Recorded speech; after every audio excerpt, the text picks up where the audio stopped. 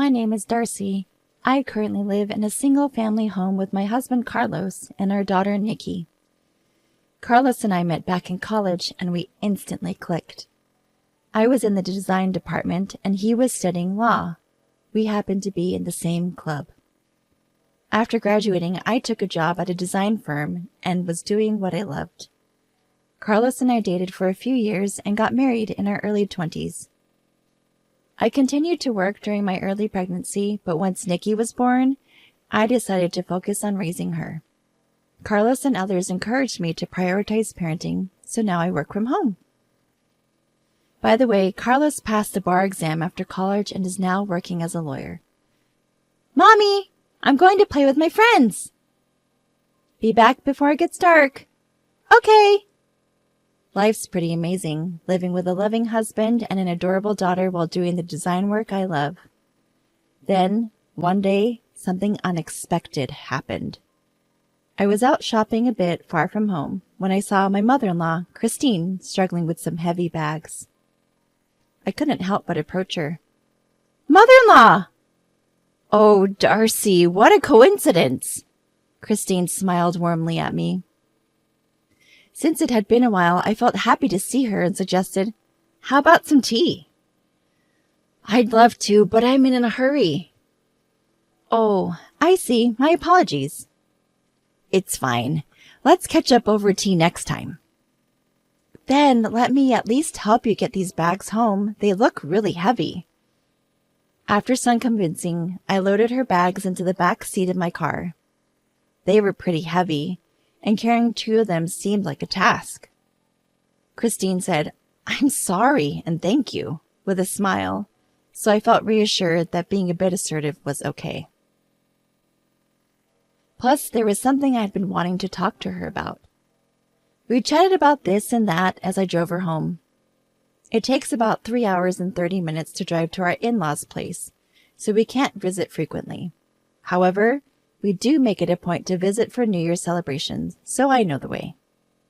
"Weren't you struggling carrying all this by yourself?" I decided to ask about something that had been bothering me on the way. In one of the bags my mother-in-law was carrying, there were groceries. In the other, there were daily necessities and cosmetics. Items clearly geared toward a younger demographic rather than what she typically used. "Well, they're essentials. I ended up buying a lot." Her expression seemed a bit down. I didn't pry any further and drove us to her home. "Darcy, thank you so much. You've been a huge help. This is far enough." "I can take the bags to the entrance." "Oh, you don't have to." When my mother-in-law opened the door, I placed the bags at the entrance. Just then, I heard a harsh voice. "Finally, you're back! What took so long, mother-in-law?" The voice belonged to my sister-in-law, Katie. She seemed surprised to see me, and her words trailed off. I was equally surprised to see Katie and found myself frozen in place. My mother-in-law looked flustered as she assessed the situation. "Sister-in-law, long time no see. How have you been?" "Fine, fine. It's been a while for you too, Katie." Saying that, I returned a smile to Katie. I hold back a sigh as I look at her. She clearly looks like she's just woken up. She is holding her mobile phone in one hand. Her incomplete sentence alone was enough to raise suspicions. "I'm sorry for the sudden visit. I happened to see mother-in-law while I was shopping nearby. She looked like she was struggling with the bags, so I came along." "I see. I just got back from work this morning. I'm a mess. Sorry. Thank you for helping mother-in-law. I'll take it from here." Katie quickly grabbed the bags and took them inside.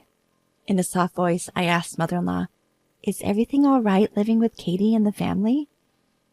Mother-in-law simply smiled and nodded. "Thanks for your concern, Darcy. I'm fine. Sorry I can't even offer you tea."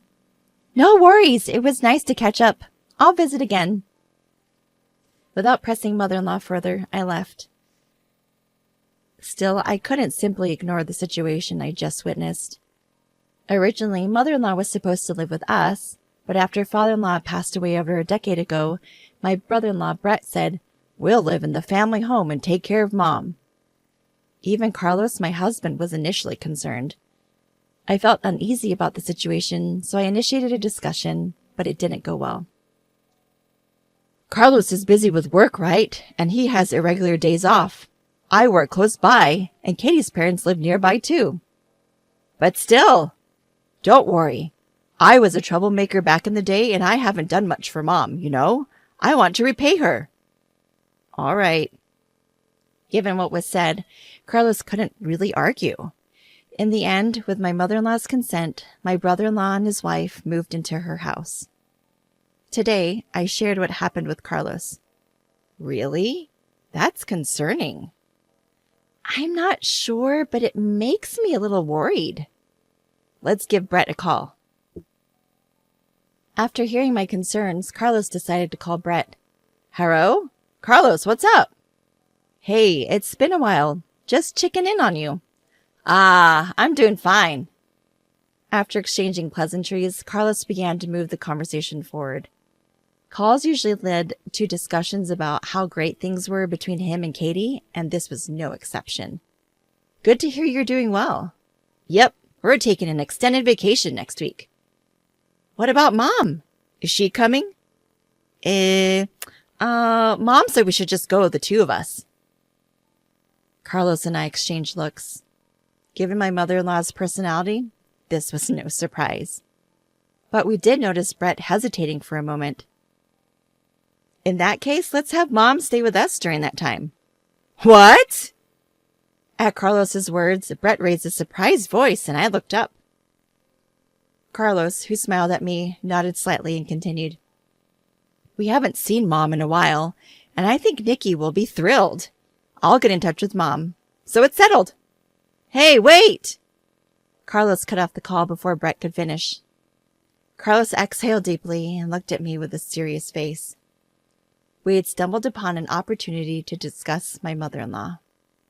Following that, Carlos promptly arranged the dates with Brett. I coordinated with my mother-in-law, and she agreed to stay with us for about a week. Granny's coming today? Yes, isn't it exciting? Yeah, Nikki loves Granny. Nikki was ecstatic that her grandmother would be staying over. A few days later, my mother-in-law arrived at our home with minimal luggage. As soon as she entered, she looked relieved and bowed her head. I'm sorry for intruding for a whole week. Don't worry about it. You're more than welcome. Nikki has been looking forward to this, so please make yourself at home. And so we spent a week together with my mother-in-law. However, I felt uneasy about my mother-in-law's actions from day one. Before her arrival, I cleaned up the home office I usually use for work to make space for her. When I showed her the room, she immediately said, Oh, you've prepared such a room for me. I feel bad. I'd be okay just with a corner. No worries. Please feel free to use the room. I only use it for work anyway. I convinced her to use it, but she still seemed apologetic. Also, with the kids off school today, I was planning to make lunch for the three of us when she said, Let me cook. Can I use the fridge? She kept insisting on doing household chores even though I wanted her to relax. Gratefully, I managed to get her to unwind in the living room by having Nikki play with Granny. Additionally, she would say things like, Oh, don't go to the trouble of snacks for me. I'm not worth it. Or, I'm fine with whatever is left over. Cold food is enough for me. As if she's an outsider rather than family.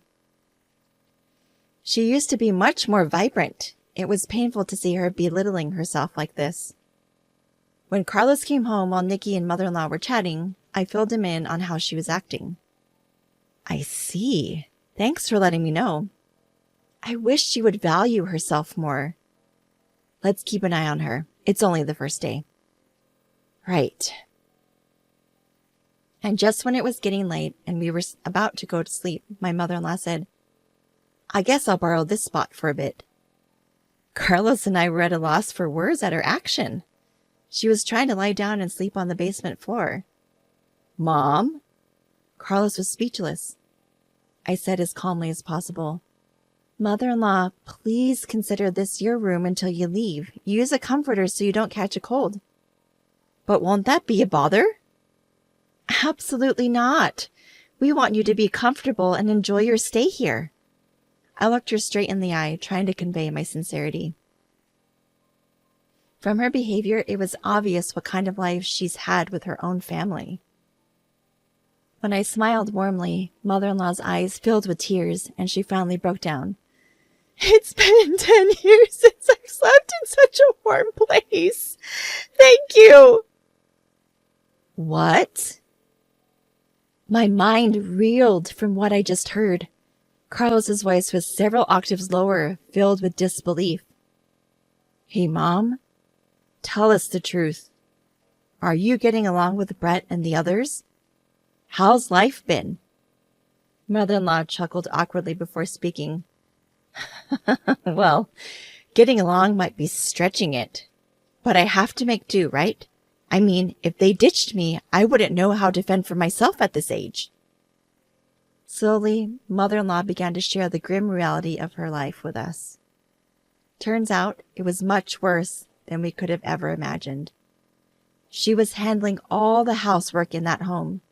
Whenever Katie was a little unhappy, she would raise her voice at her. All the shopping responsibilities were left to Mother-in-law. She would buy whatever they needed.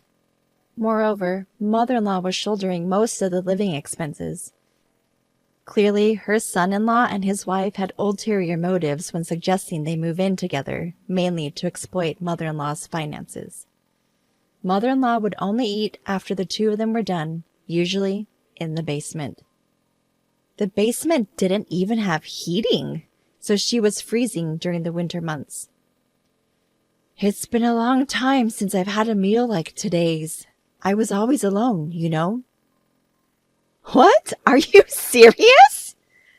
The reason Mother-in-law wanted to sleep in the basement was that it had become the norm for her at her previous home. Both Carlos and I were at a loss for words. Initially, when Brett and Katie moved in, they were kind to her. At first, Mother-in-law was happy and thought it was a good idea to live with them. However, as the years went by, their behavior changed drastically. Initially, Katie used to cook, and Brett would help with other chores. I'm so tired.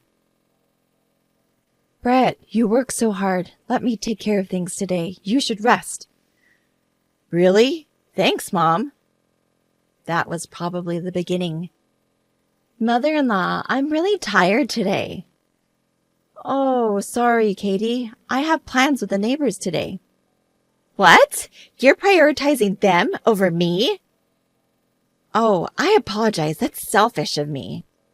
No, that's not it. Don't worry. I'll prepare dinner when I get back. This is my room, and this is Brett's room. Slowly but surely, they began to change how they treated Mother-in-law, manipulating her more and more. Eventually, she found herself taking on almost all of the housework and contributing financially as well. Initially, she was using what used to be Father-in-law's study as her room. It was a well-equipped space with a bed and other furnishings. She was delighted to be able to use such a cherished space as her own room. Even the study wasn't safe from Katie's reach. One day, Katie suggested, "Let's renovate this old study." Hold on, Katie. This is my husband's cherished study. Can we please leave it as is? I'm just thinking of your well-being, Mother-in-law.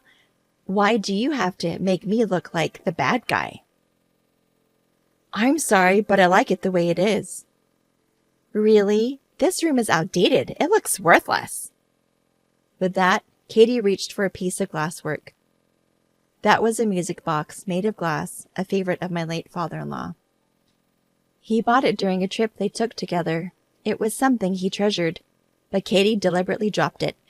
Oops, my bad. That wasn't on purpose. Oh.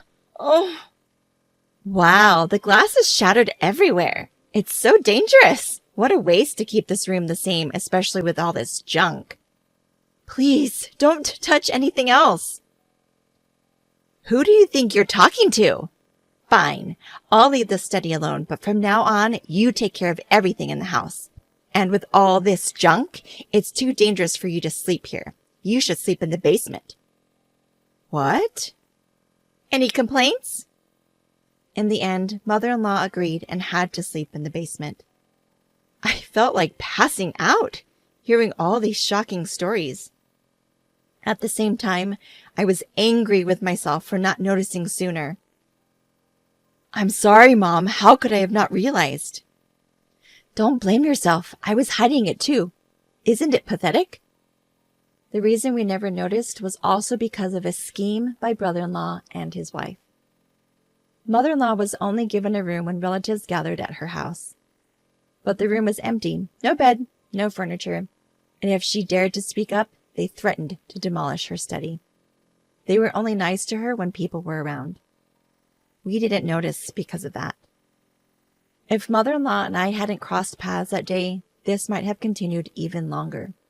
The thought sends shivers down my spine. I always wanted to discuss this with you, but that study and that house are full of memories with my husband. Tears flowed freely from mother-in-law, and I couldn't stop my own. Our precious mother-in-law had endured this for over a decade. I can't even imagine how tough it's been for her. Why would her own family do this? They're not human! I shouted and hugged mother-in-law tightly. Darcy, I'm sorry. I need to step out for a bit. After we cried together, Carlos gently rubbed my back and spoke softly. Don't worry, Darcy and Mom. I'll handle this. Please take care of Mom, Darcy.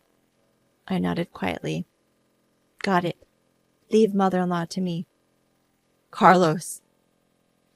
I hugged our concerned-looking mother-in-law again, stroking her back to comfort her. Then I turned to Carlos and said firmly, Go teach those awful people a lesson. Of course. Carlos chuckled and nodded, then left the house. Later, Carlos called to say he wouldn't be back until tomorrow evening. I shared the news with mother-in-law, and we all drank warm milk, trying to lighten the mood with some good stories. Nikki, who had heard the commotion, looked worried, joined us. I wanted to overwrite at least some of the bad memories. Usually, I'd remind Nikki not to stay up late, but since tomorrow was a day off, the three of us enjoyed chatting till we were content. All right, that's enough for today. Mother-in-law, would you like to go shopping with us tomorrow? Huh? We can buy whatever you want and eat delicious food. There's a cute dessert place that Nikki loves. Why don't we enjoy a relaxed day, just the three of us? At my words, mother-in-law's eyes filled with tears again. She nodded slowly, repeating, Thank you, over and over. That night, we spread an air mattress in the living room and slept closely together, with mother-in-law in the middle. The next morning, mother-in-law greeted us with the same smile she often showed when father-in-law was alive. Good morning. And just as promised, we all had a fun shopping day. In the evening, we got a message from Carlos saying he had returned home, so we headed back as well. Before entering the house, I had one more thing to say to mother-in-law. Mother-in-law, we are on your side. Whatever is hurting you, just let it out here. We will always be by your side. And me too. I'm on Granny's side as well. Mother-in-law nodded silently to our words. Welcome home. Sorry for leaving the house to you. We're back. Everything okay? Yeah, no issues here. Carlos greeted us with a warm smile. I had Nikki and mother-in-law wait in my home office. Walking into the living room, my eyes widened at the sight of brother-in-law and his wife sitting on the floor. Their hands, resting on their knees, were trembling slightly. Upon seeing me, they greeted me in a soft voice, their faces filled with apprehension. What happened? My inner voice showed plainly on my face, which I turned to Carlos, still smiling. He said, I haven't done anything yet. His use of yet made even me tense up, expecting something dramatic to happen. So, to cut to the chase, starting today, Mom will be living with us, Carlos continued. I felt relieved at those words. Carlos continued to speak to me as I nodded. So, Brett, do you fully grasp what you've put Mom through? And you too, Katie. Do you understand what you've done to someone else's mother in their own home? I can't say it's entirely your fault. We didn't notice it either. But you have to take responsibility for your actions. After all, you're supposed to be mature adults. Carlos spoke vehemently. It was the first time I'd ever seen the unusually gentle and calm Carlos so angry. I honestly dislike bringing up work matters at home, but this time I'm speaking as Miss Christine's attorney, not as family. His voice was friendly but low and icy. My brother-in-law and his wife meekly responded, "Yes." And after several hours of discussion, numerous decisions were made. First, my brother-in-law and his wife would no longer be living with us. They would have to return all the money they had been extracting from mother-in-law, plus pay additional compensation. Having decided to respect mother-in-law's emotional attachment to her study and her own home, brother-in-law and his wife moved out. We banned them from ever setting foot in mother-in-law's home again. Upon hearing the decision, mother-in-law gave a troubled smile. "So we are family, right? Asking for damages is a bit much, don't you think?" "No, this is a gesture from our son Brett to Miss Christine, right?" Carlos's words left Brett nodding so fervently he looked like he might lose his head. Yes, I'm truly sorry for everything. Please accept this as our sentiment." Brett seemed so diminished that you'd wonder what on earth had happened. After the conversation, Carlos took a deep breath and turned to mother-in-law. "So please accept this, Mom. Let's put an end to this. Brett and his wife will never forget what they've done and make sure it doesn't happen again." Both of them nodded in silence. Seeing this, Carlos smiled gently and continued in a low voice. "Well, it will never happen again, right?" Yes, never again. Absolutely." So the conversation ended. Within a few months, we had received the damages that Carlos had arranged from the brother-in-law and his wife. Mother-in-law wanted to give it to us, saying it was because we had helped her, but we refused. She insisted, so we agreed to accept a little each month for groceries and let mother-in-law use the rest. "Carlos, what did you say to Brett and his wife?"